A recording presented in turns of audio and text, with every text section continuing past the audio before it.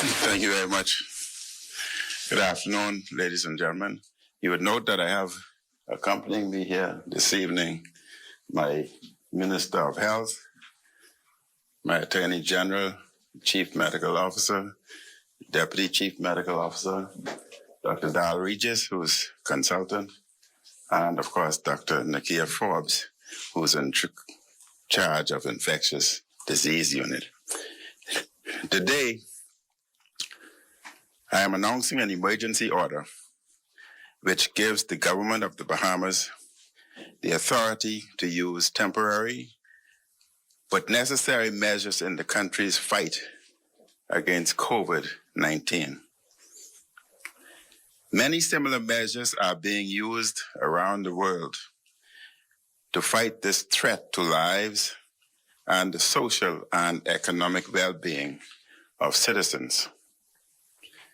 This is a global fight, and we must be prepared for battle. We must and will win this fight here at home. I assure you of this as Prime Minister and as a medical doctor. These are very strong measures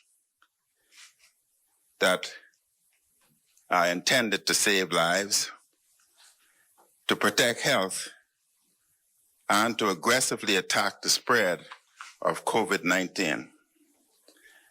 And one of these measures is a curfew. A curfew is hereby imposed, extending each night from 9 p.m. to 5 a.m. with such exception as may approved by the Commissioner of Police. This curfew would commence at 9 p.m. tomorrow. And already the Commissioner of Police has exempted those trucks and personnel, tankers and vehicles that are responsible or working with our gas stations and gas facilities. We will end the curfew after consultation with medical personnel. I stress that these are temporary measures. It is critical that we work together to fight this threat. We can only win this battle together. All of us must play our role in protecting our health and the health of our families and loved ones, and the health of others, especially older individuals and others vulnerable to this virus. The measures to be announced are essential in addressing the spread of this highly contagious virus. Yesterday, along with members of the Cabinet, including the Minister of Health, I toured healthcare facilities in New Providence that will be used to assess and treat COVID-19 positive patients. We have made significant strides in the preparedness measures the government has put in place to deal with this coronavirus. The Doctors Hospital facility on Blake Road has been prepared and is ready to accept COVID-19 patients who require treatment. There are some who may be concerned what would happen if a patient is COVID positive and on dialysis. I can assure you that such facility has dialysis machine and equipment in place should the need arise. The facility and the perimeter will be secured by our own Defense Force personnel. To boost frontline staff, to address the COVID-19 threat, nurses who have completed their training and successfully completed their examinations will be appointed effective immediately. I want to reassure Bahamians and residents that our food and medical supplies, as well as stocks, are well stocked, and there's absolutely no need for panic buying or hoarding. Fuel supplies are very strong in our country. And several hours ago, I met with the petroleum dealers and have been reassured that we are well stocked, and therefore there's no need for long lines for fuels. Propane gas is well stocked as well. Our ports will remain open for freight and cargo. Our airports will remain open. However, the government of the Bahamas strongly discourages non-essential domestic and international travel. Social distancing has been shown to slow the spread of this COVID-19 disease. To encourage social distancing, businesses are being strongly urged to operate with essential staff only and to allow those who can work remotely from their homes.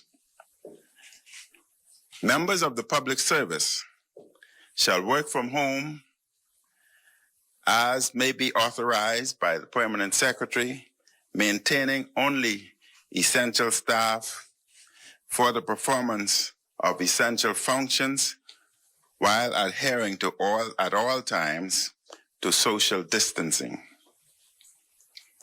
As announced by the Minister of Finance in the House of Assembly yesterday, the government has requested the Water and Sewage Corporation to reconnect all disconnected services for residential customers to ensure personal hygiene is not compromised.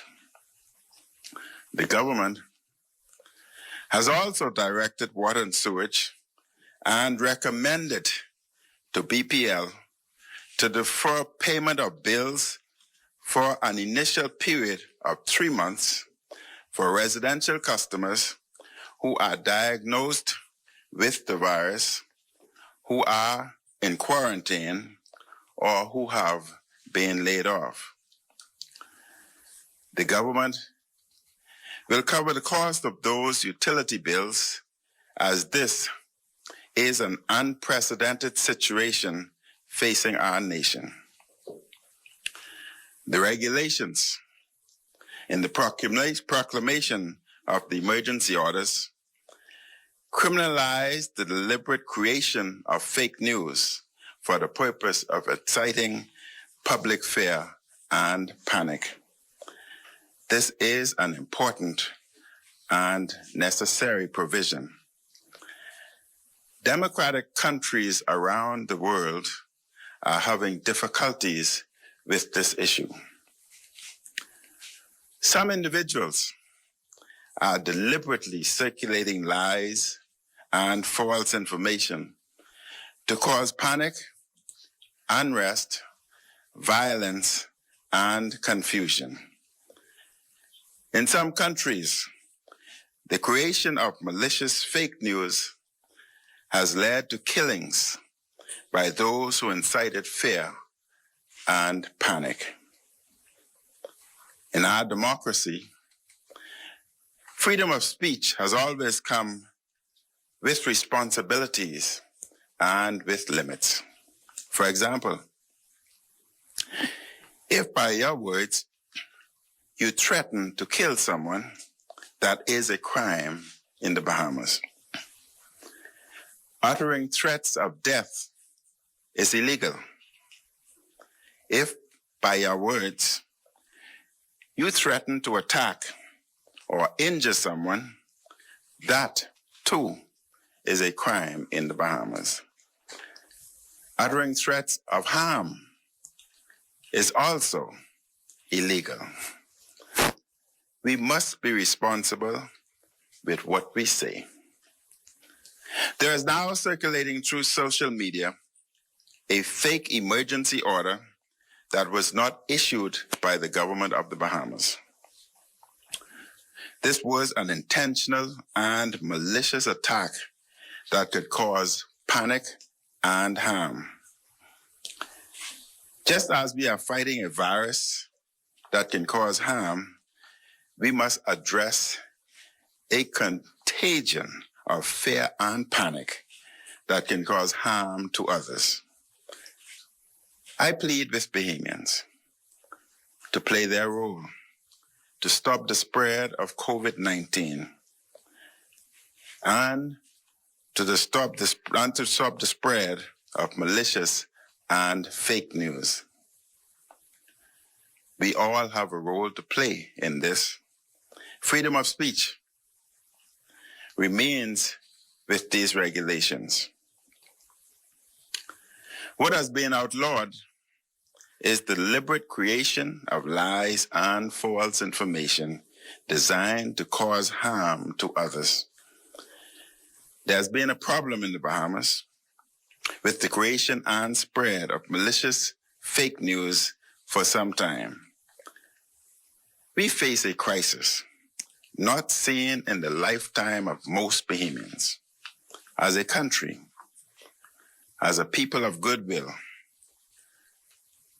we collectively cannot allow devious individuals to make this crisis worse and to harm others. This crisis is developing daily, and the government of the Bahamas will make adjustments as necessary in the best interests of the public health and safety of the Bahamian people and residents of our Bahamas. The government will continue to provide you with regular updates. I thank all of those in the front line of this battle for their courage, for their compassion, and dedication to the health, security, and well-being of Bahamians and residents.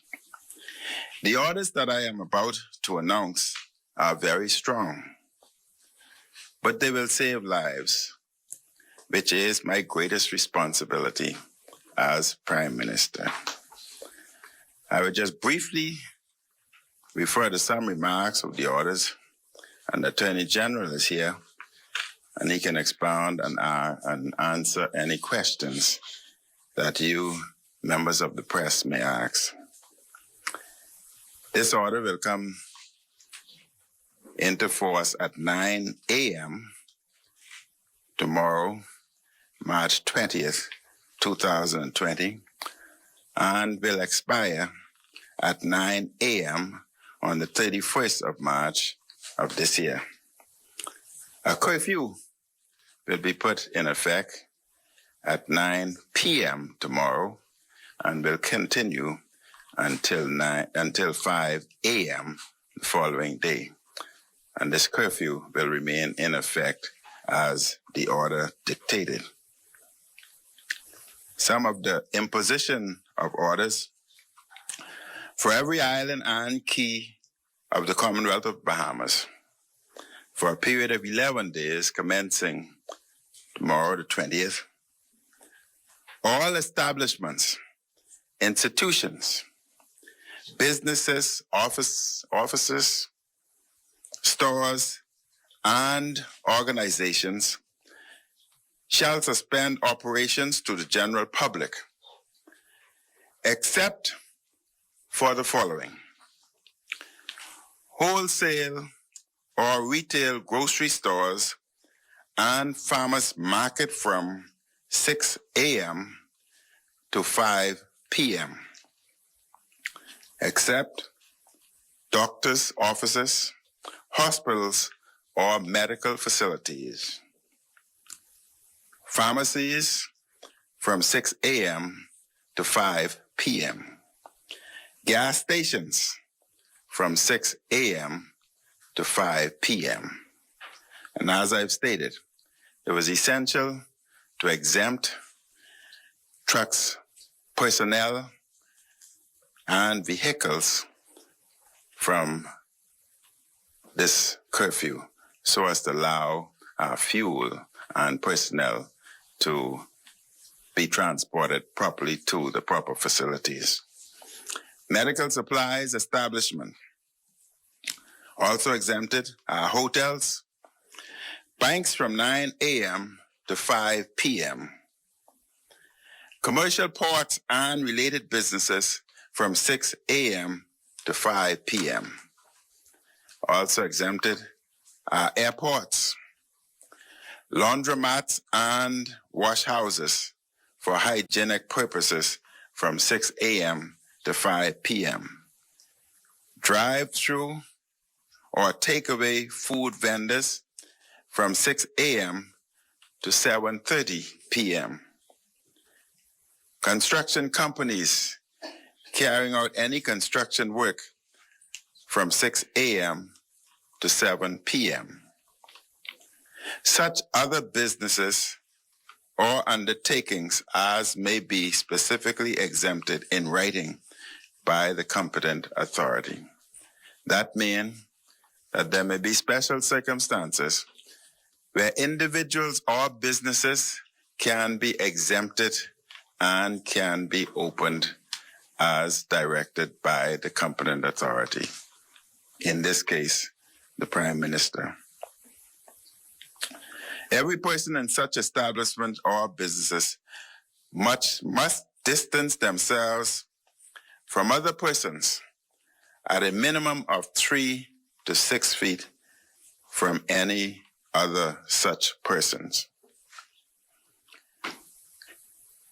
No person shall host or attend 1. A private party, which includes any person from outside of the immediate household of the house occupant. A recreational or competitive sporting event. A wedding which hosts 10 or more persons other than the bride, bridegroom, official witnesses, and the marriage officer. A banquet, ball, or reception. Any social event. A funeral, except 10 members of the immediate family and at least 1 officiant and essential mortuary staff, or a meeting of a fraternity society, private or social club, or civic association or organization. No person shall offer for hire or seek to travel on any public bus transportation, mail boat, sailing inter-island, except for transport or freight, or inter-island private commercial sea transport that is non-essential, provided that the competent authority may vary any such requirement above. No person shall visit any place of quarantine or isolation station. No person shall be permitted to visit any detainee in a correctional facility, nor more than 1 person at any time shall visit a patient in a hospital or residential care establishment or facility. Subject to the provision of this order, every person shall remain in the confines of their dwelling home, inclusive of their yard space. I hereby further order that nothing in this order shall affect the function of essential officers of the Royal Bahamas Police Force, the Royal Bahamas Defense Force, Fire Services, the Department of Correctional Services, the National Insurance Board, the Department of Social Services, the Department of Environmental Health Services, the sanitational workers and staff within any hospital or healthcare or medical facilities. Affect the function by essential officers of any water, electricity, or other sector encompassing the provision of electronic communications, including print and electronic media. Nothing in this order shall prohibit religious or educational instruction, worship, or other activity by electronic or virtual means. Nothing will prohibit individual attendance at a church for private individual prayer while maintaining social distances. Subject to paragraph 3(1) herein, all other establishments, institutions, businesses, or offices, inclusive of public service, as may be authorized by the respective permanent secretary, shall work from home, and such establishments, institutions, businesses, or offices shall maintain only essential staff for the performance of core function while adhering at all times to social distancing as prescribed above. Any person, company, or organization who contravene any order given here is liable upon summary conviction to a fine not exceeding $10,000 or to a term of imprisonment not exceeding 18 months or both. The police, and I've had meeting this morning with both the police and defense force, and both have been advised of this curfew, and I can assure you that they are ready and have already commenced mobilizing their team. The police and defense force have been advised that should they find themselves in a staff situation, they are authorized for all those individuals who are on vacation, who have been retired and can perform their duties, they can immediately report for duties as this is an urgent situation.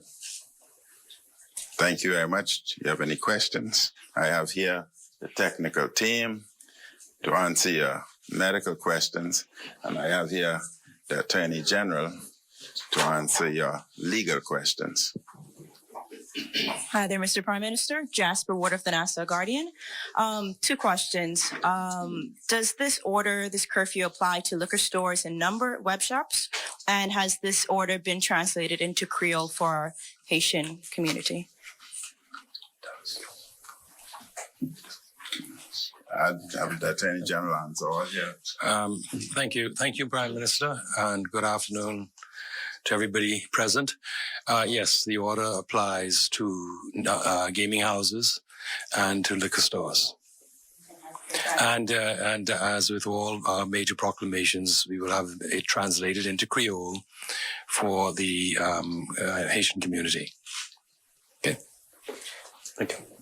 Oh, yeah, can we get just a little bit of further definition or clarification on what complying, Rashad rule from the Tribune, on what complying with the curfew would look like? Is it the case that people should be in their homes, not Yes. outside buildings, not in cars, just... Persons should be in their homes.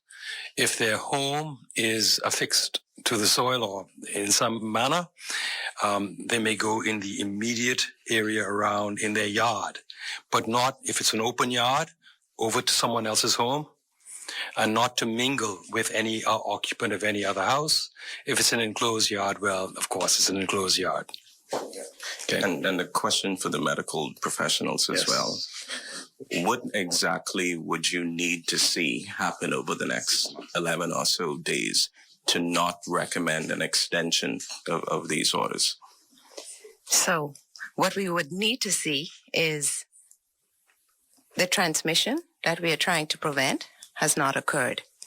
We will be monitoring as we continue to do our testing and contact tracing, the number of cases we're getting. Certainly, if it is that we can see that we are not having ongoing transmission of the virus, then we would be in a position to make the recommendation toward lifting the curfew.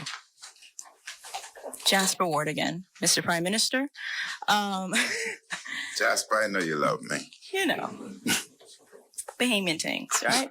So my question is, the U.S. has seen their 10,000th case of COVID-19, and you've clearly declared war on COVID-19. Why not close our borders to the U.S.? Why not add them to our restricted travel? I think you'd note that the airline industry are decreasing their flights throughout the world.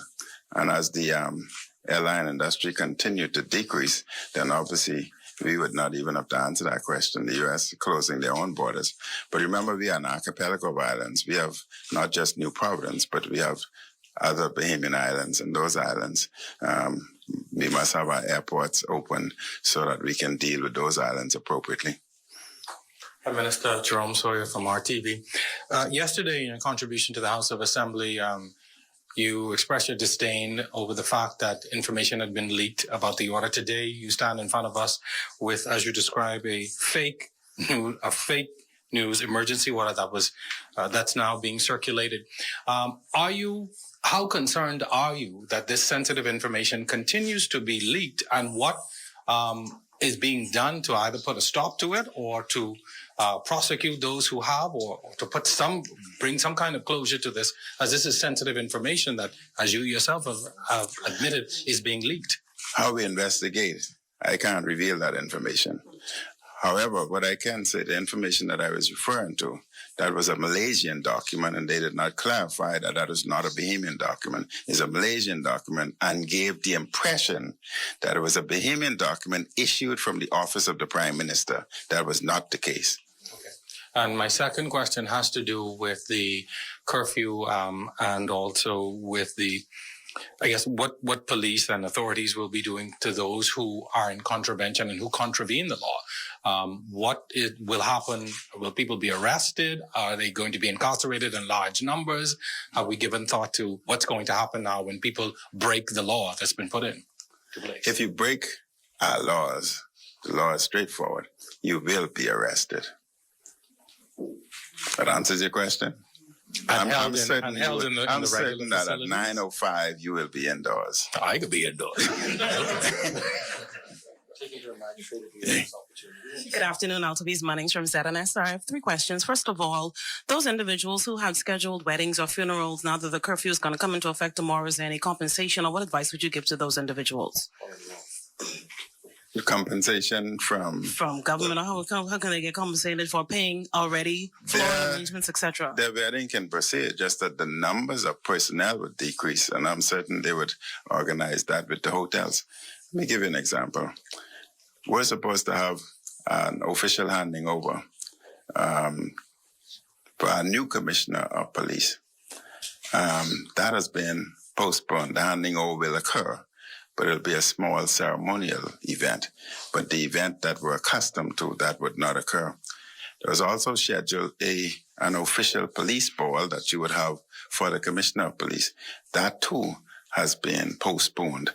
However, once this matter has resolved, then we would have our official ceremony as we are accustomed to, and we'll have our official ball for the commissioner of police.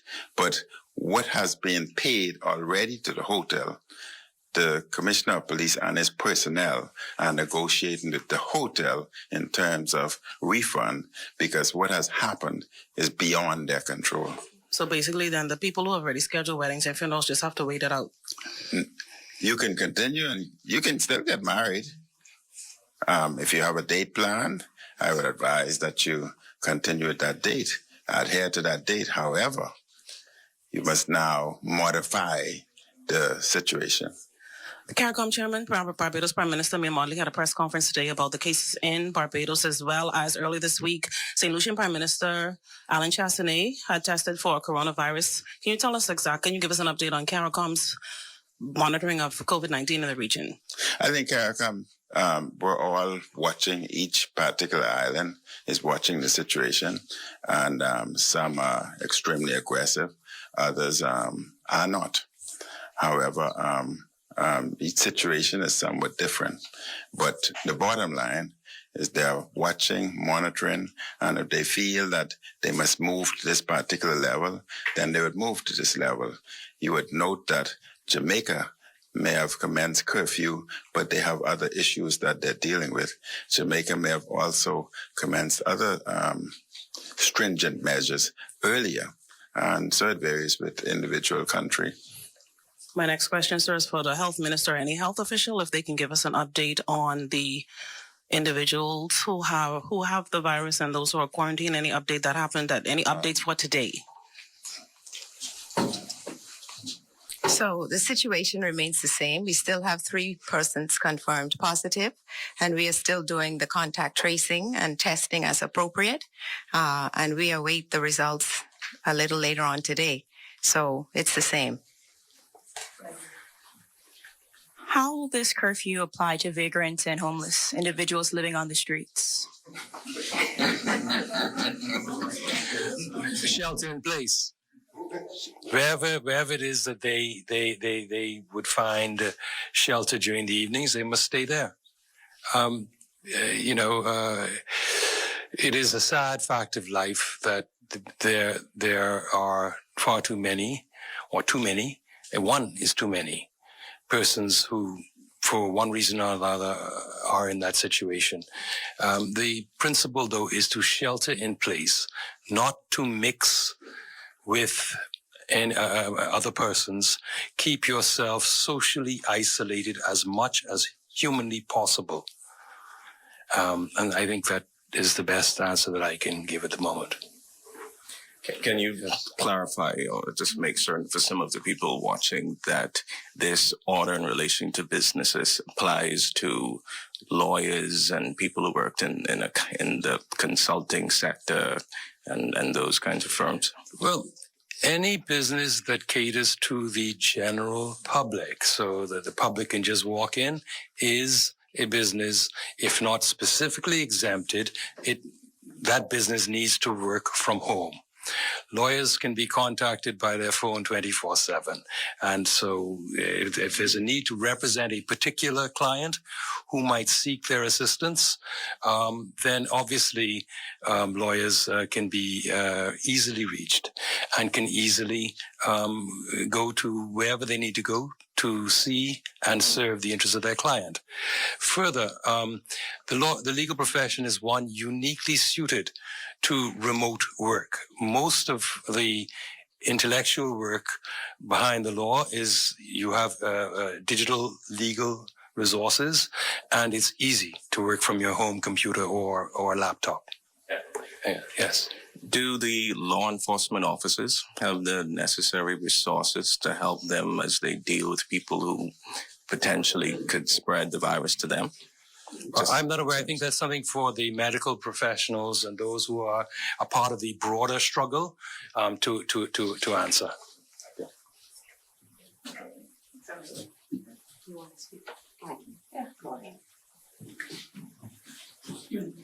Hi, good afternoon, all. So I can shed some light on the situation.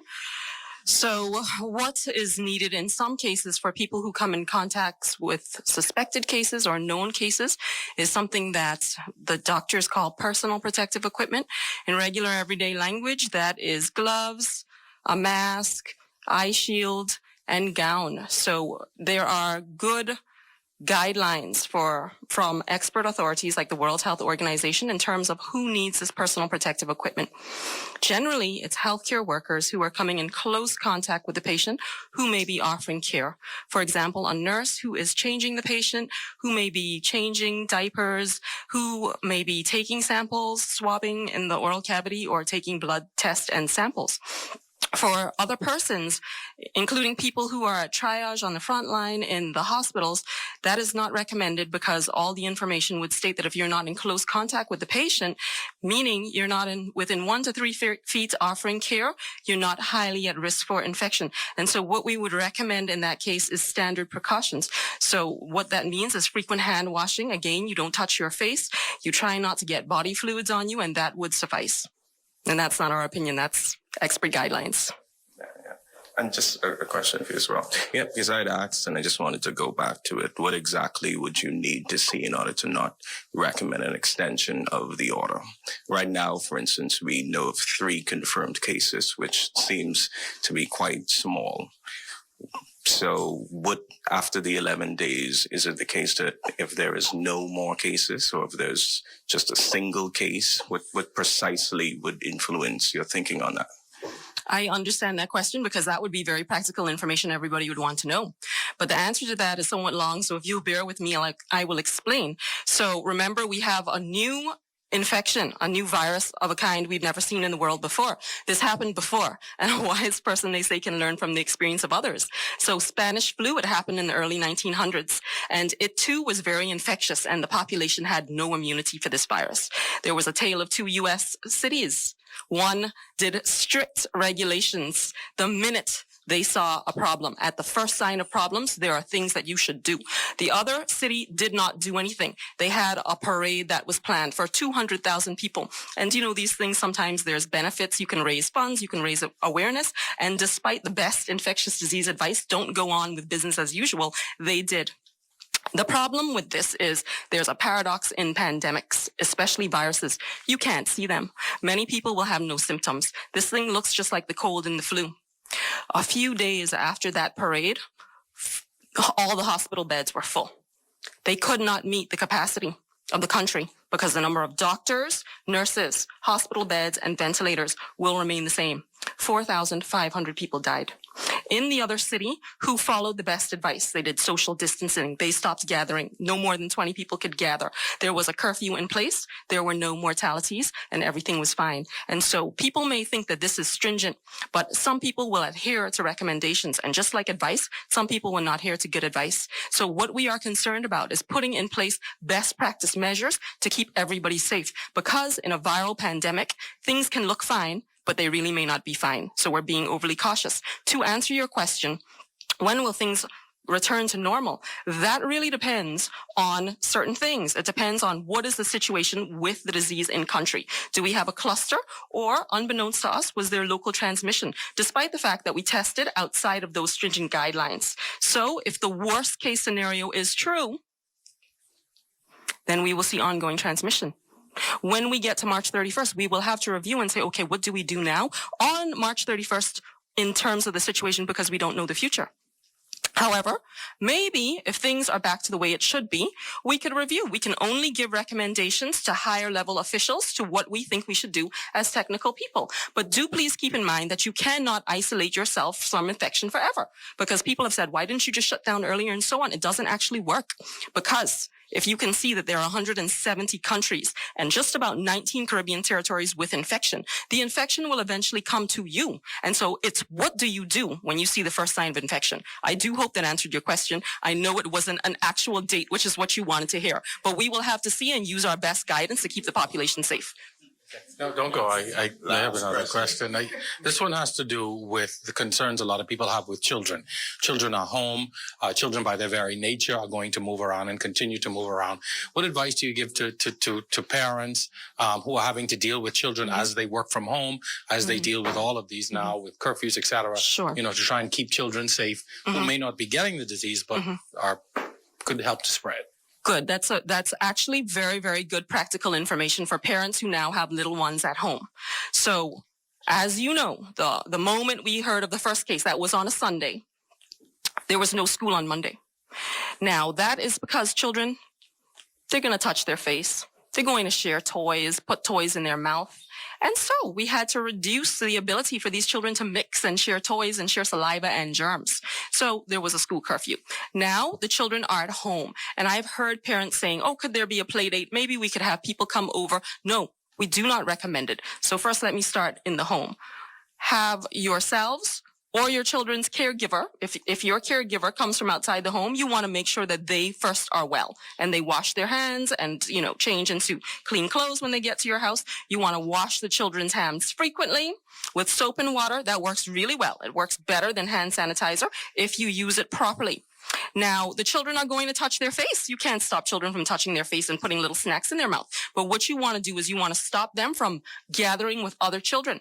So play dates, close family, friends, and so on. Just remember, when you share toys and playtime, you also share the risk of infection. So if you do that, keep in mind that your child's friend might have an infection. We know that 80% of these children are going to do really well or be asymptomatic, so they can spread germs and they can bring it home to grandma or someone who's vulnerable. We also recommend not letting these children go to the playground because you know what? We can't sanitize all that playground equipment and toys. So they may need to go outside, otherwise they'll be going stir crazy. They can go to the park or the beach, but we want the children to stay within their family unit and we don't want them to gather at this time. That will help to prevent infection. And in the meanwhile, all those other non-medical things of what you can do to keep them entertained, homeschool and so on. Take them individually to places, to the park. Yeah. You can do that. Yes. If you have a family with, I couldn't speak outside the curfew. I couldn't contravene that. But medically, if you needed to take your child outside for a walk and there was spacing and you went to the park or the beach and they weren't mixing with other children, I wouldn't really see that the risk would be any higher than having them at home. Final question. This has to do for me.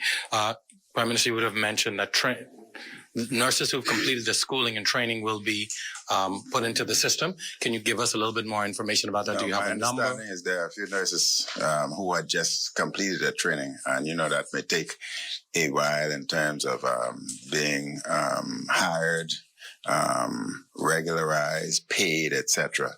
So what I'm saying is that the order gave me as Prime Minister the authority to bypass certain systems and bring them in immediately with salary. Thank you very much. All right.